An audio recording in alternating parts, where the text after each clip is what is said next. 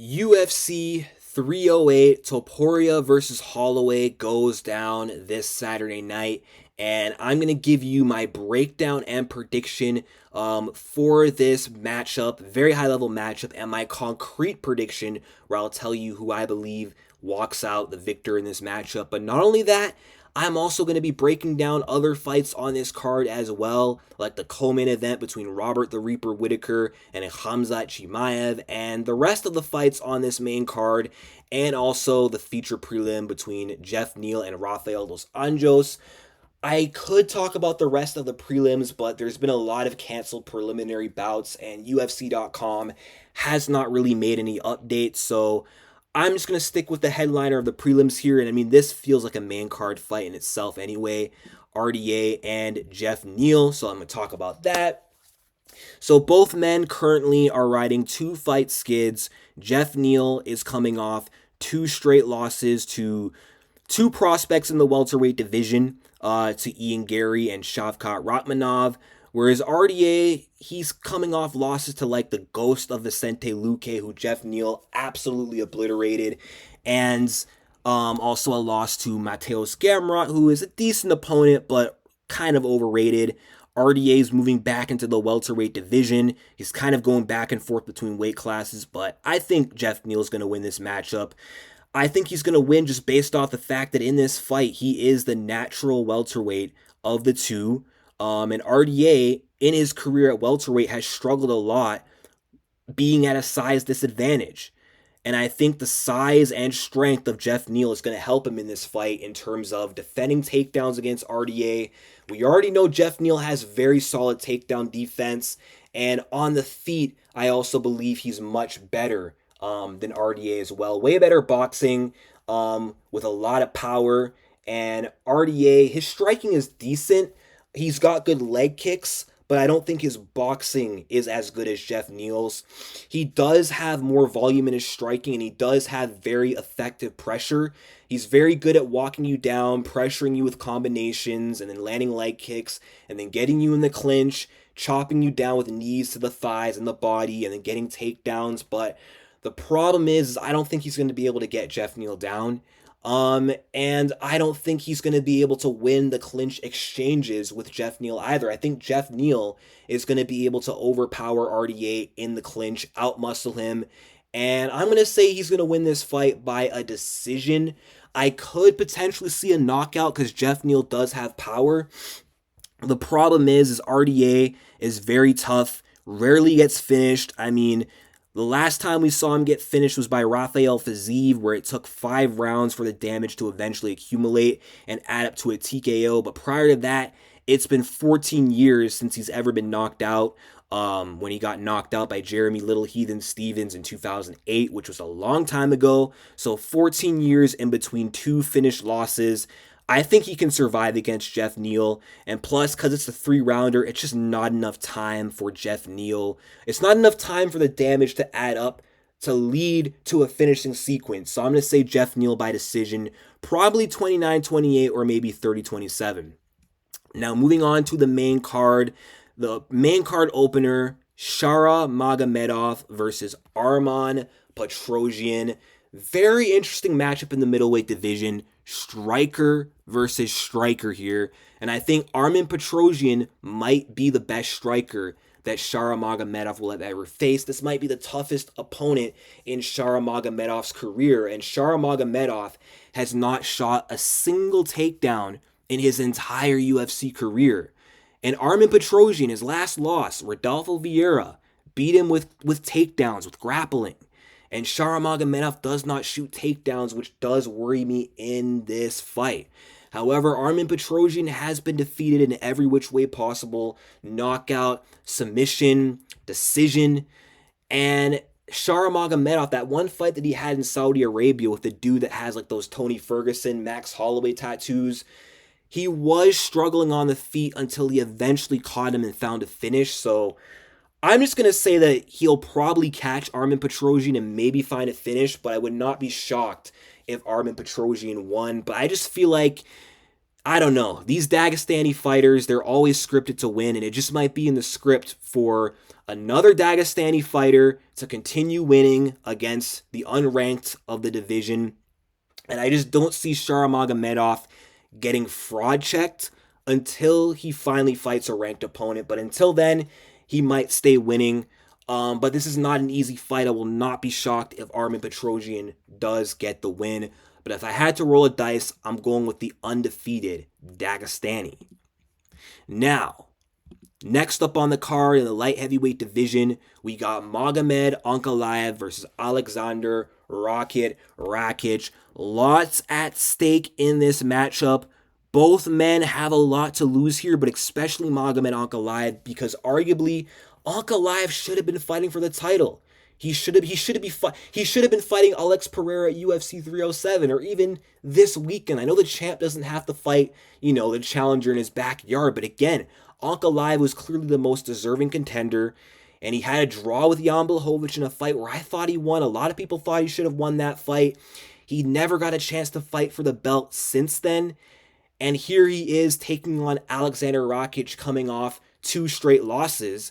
And then in Rakic's case, he needs to get this win. He needs to get back in the win column. He cannot afford to lose 3 in a row. Otherwise, I don't want to exaggerate and say his career is over, but if he loses this fight, there goes any chances of him ever talking about being in title contention ever again, or ever being considered a top light heavyweight. He's just going to go down as that overrated guy who just couldn't hang with the top dogs at 205. And I know Rakic wants to prove that that's not the case. And honestly, I'm nervous for this fight because I know stylistically Aleksander Rakic is a tough fight for Magomed Ankalaev based off the fact that he has really good kickboxing and really good takedown defense versus Ankalaev, who has really good wrestling and good striking as well, but Rakic might be able to defend takedowns of Magomed Ankalaev here. I feel like the grappling approach for Ank won't be as clear or as straightforward of a path to victory against Rakic as it would be against someone like the champ Poatan, or even Jan Blachowicz, who I thought he should have beat for the title. That's what makes this a very tough stylistic fight, and that's what makes me very nervous because I really, really want to see that Pereira fight for Ankalaev. I want to see him fight for the belt, and I want to see him fight Pereira because that's a good fight. That's an interesting fight. That's the next biggest fight you can make in the light heavyweight division, because right now Poatan is running out of competition, and if there's anyone I want to see him fight, it's Ankalaev. But if Rakic wins, we could be talking about him in title contention against Pereira, even though he'd be 1-2 in his last 3. Still, there's really no one left for Poatan other than Rakic, right?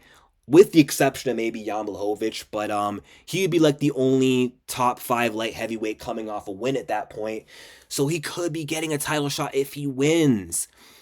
And Rakic might be the kind of guy to ruin Magomed Ankalaev's title shot hopes and just walk off split decision Magomed Ankalaev. I fear that just might happen. I'm very scared because I think it's going to be a close fight. I actually think it's going to be a razor close fight that goes the distance, and it's not going to be one of Ankalaev's greatest performances. But I'm going to say Ankalaev gets it done here because I do think he is slightly better than Rakic. I think he's got faster hands, whereas Rakic has good kickboxing. Magomed Ankalaev has better hands. Now, I do worry about the low kicks because Rakic has very solid low kicks. We saw Jan exploit that weakness in Magomed's game, but I do think Magomed is going to be very prepared for the leg kicks of Aleksander Rakic. I think he's going to put pressure on Rakic to make it hard for Rakic to wind up to properly land those leg kicks. So I'm going to say, Ankalaev wins by decision. He could knock out Rakic, but the problem is Rakic is not his last opponent, Johnny Walker, who was chinny. And I know Rakic got knocked out by Yuri Prohaska in his last fight, but I wouldn't say that makes him chinny. I just think that Yuri hits that hard. He took shots of Jan Blachowicz when they fought. He only got finished by Jan because his legs gave out. He didn't get chinned by Jan Blachowicz. So he might be able to take the shots of Ankalaev. And Ankalaev, he doesn't pressure the same way Yuri Prohaska does. He's not a pressure fighter with the same kind of power. So that's what makes me feel like he's not going to be able to finish Rakic. And both guys are kind of similar in the sense that they both have a very conservative, cautious, patient style, counter-striking style. But I think Ankalaev is just slightly a step ahead here, and that's why I'm favoring him to win. I'm going to pick Ankalaev to win by a split decision. Now, moving on to the featherweight division, in the feature fight, which I don't know why this is the feature fight, it should be the light heavyweight fight, but we got Lerone Murphy versus Dan 50K Ige. This is going to be a very tough test for Lerone Murphy because Dan Ige is a tough fight for anybody. He gives prospects a hard time, and even really solid vets a hard time too. I mean, he survived against Josh Emmett, didn't get slept, took him to a close decision, gave a very good showing in his last fight against Diego Lopez, who we see smoke everyone else and destroy Brian Ortega, but we don't see Dan Ige get completely destroyed by his opponent. So very tough fight, and Dan Ige also has very good wrestling as well. And Lerone Murphy, I don't know, his takedown defense is 46%, but then Dan Ige has like 26% takedown accuracy. And at the end of the day, Lerone Murphy is a better striker than Dan Ige. So I'm going to say Lerone Murphy will pick apart Dan Ige in the striking, piece him up with the hands, probably chop him down with leg kicks. I think it will be a close fight because I do think Dan might be able to walk through the shots of Lerone and land some good combinations against Murphy. His pressure might be slightly effective, and I do think he might be able to mix in some takedowns, which will make it a close fight.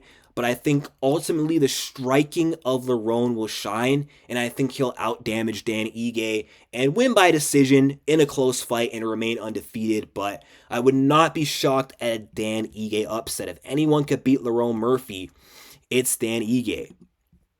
Now, moving on to the co-main event of the evening, Robert the Reaper Whittaker versus Khamzat Boris Chimaev. Man, I cannot wait for this fight. This is going to be arguably the biggest test of Khamzat Chimaev's career. I know he fought Kamaru, the Nigerian Nightmare Usman, who has very good wrestling and decent stand-up with knockout power and good cardio.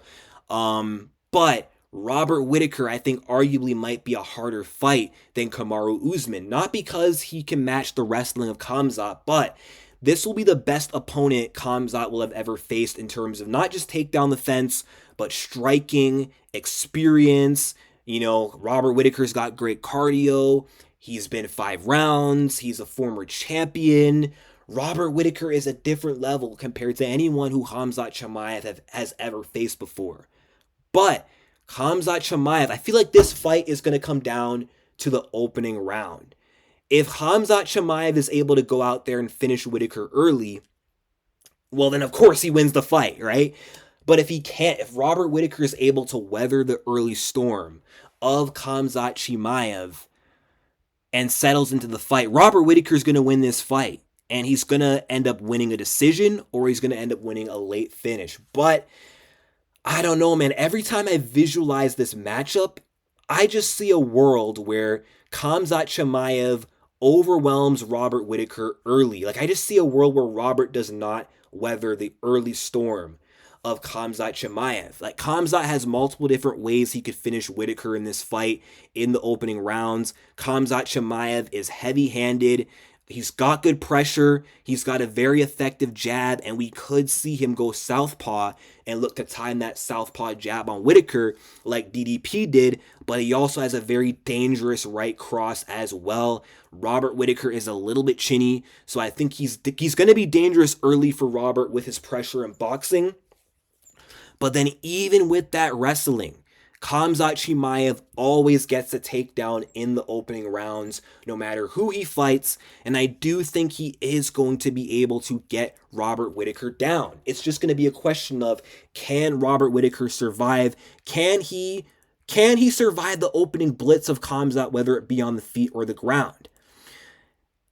And honestly, okay, I'm going to have to go with my gut on this one, and my gut is telling me Khamzat Chimaev is going to finish him in the first round.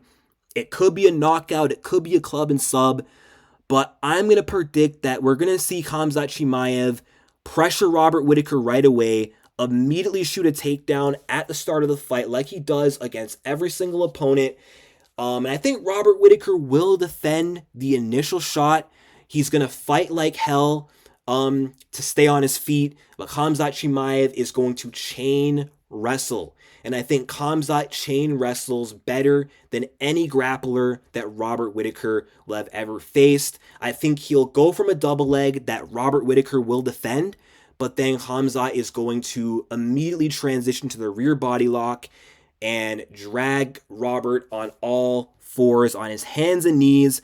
And then Robert is going to look to stand up. He's going to get thrown right back down.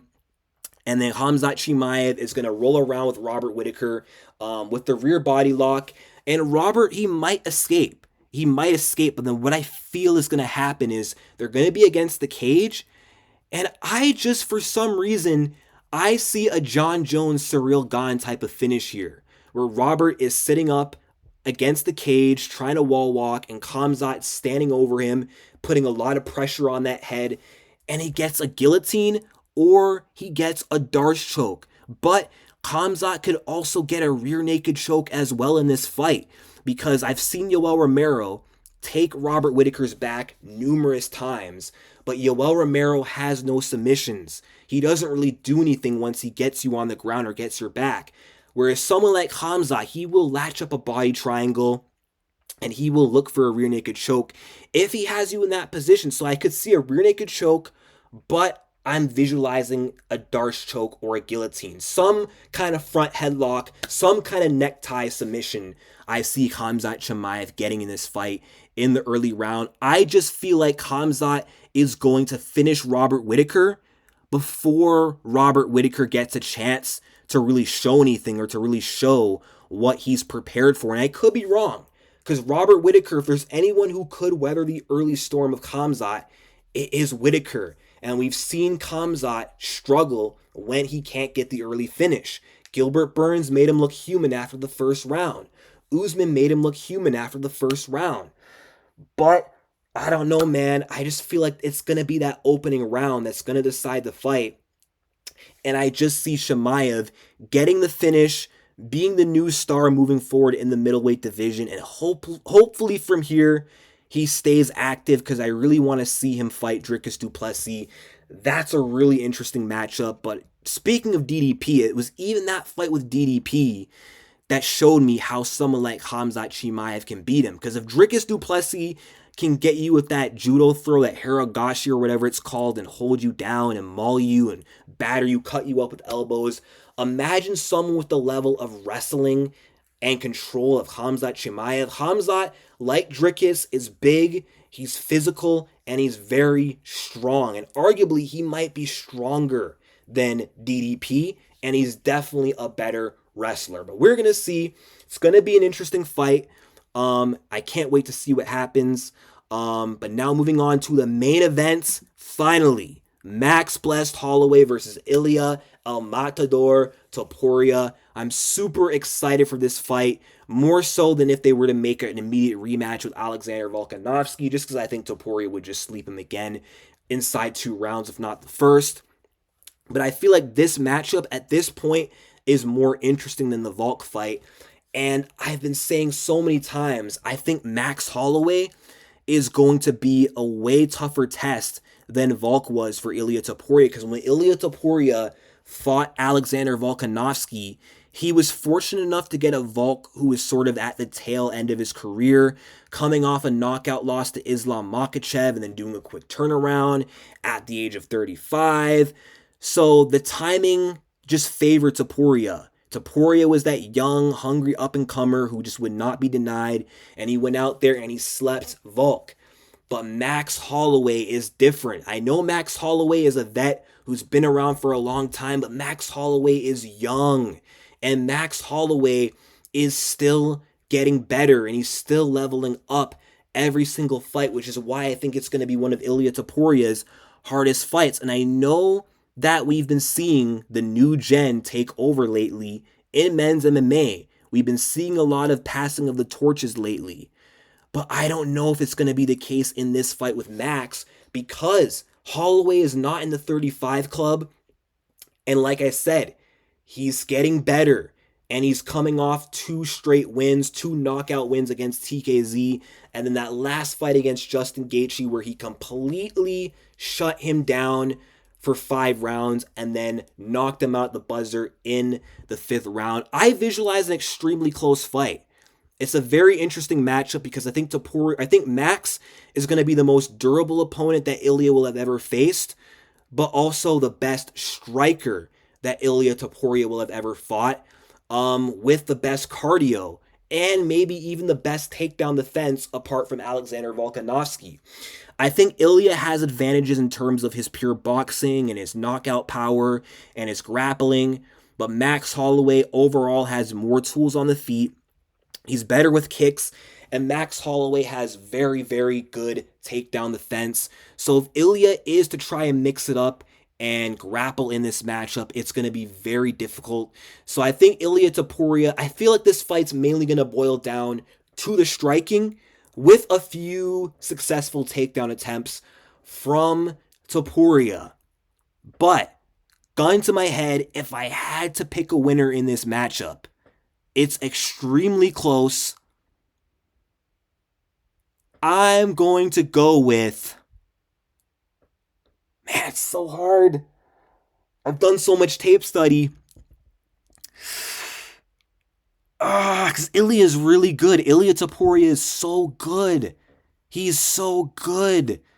But Max Holloway is not to be counted out. You know what? I'm going with Max Holloway. I'm going with Max to win this fight against Ilia Topuria, and I could easily be wrong because Topuria is so dangerous. He will be the best boxer. He's arguably the best boxer that Max will have ever faced. Ilia's got great defense. He's so good at catching and countering punches, so good at rolling with punches. But Max Holloway, again, he's so durable. He's so durable, and I know there's a first time for everything, but everyone says they're going to be the first one to knock out Max Holloway, and it never freaking happens. And along with how durable Holloway is, I think in the stand-up he's going to be very tough for Ilia Topuria, and we've seen guys like Jai Herbert have success on the feet against Ilia until getting caught. Bryce Mitchell had a few moments in the stand-up, and Volkanovski was winning round 2 up until he got caught against the cage. But Max blessed Holloway. I think he's going to be able to keep his back off the fence against Ilia Topuria, keep it in the center of the octagon, and I feel like he is going to control the center of the octagon against Ilia. He's not going to allow Topuria to pressure him. He's not going to allow Topuria to walk him down. And I think Topuria off the back foot just isn't going to be as dangerous as he might be on the front foot. I think on the back foot, he's more vulnerable than Volkanovski. He's not going to be able to sit down on his punches the same way.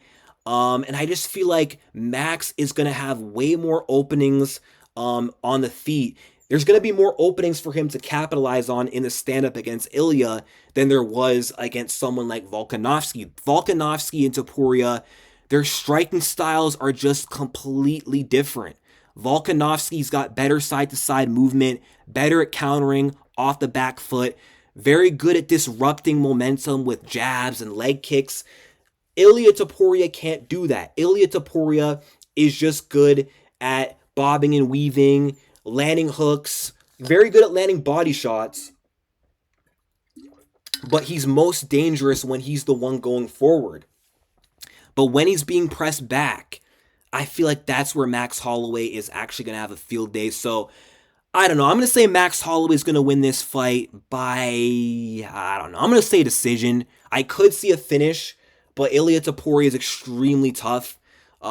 He is durable. I know he's been dropped by not Bryce Mitchell. He got dropped by Jai Herbert, but I think Topuria will show an ability to survive in this fight.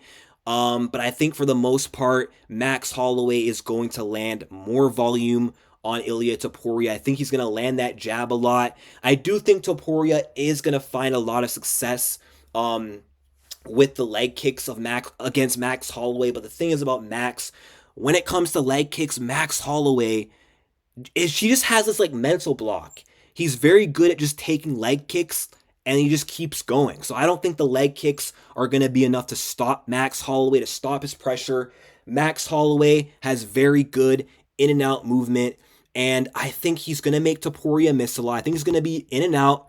He's going to stick and move, and I think he's going to get the better of a majority of the exchanges. And yeah, I think he's going to win on points, but we'll see. I could be wrong. I could be a little bit biased here, but Max Holloway is my boy. And I don't know, I just lately been having this feeling that Max is going to win and get the belt back, but we'll see. Let me know your predictions in the comment section down below. Who do you guys got winning? Topuria or Holloway? Cannot wait for this card. Like and subscribe, and peace out.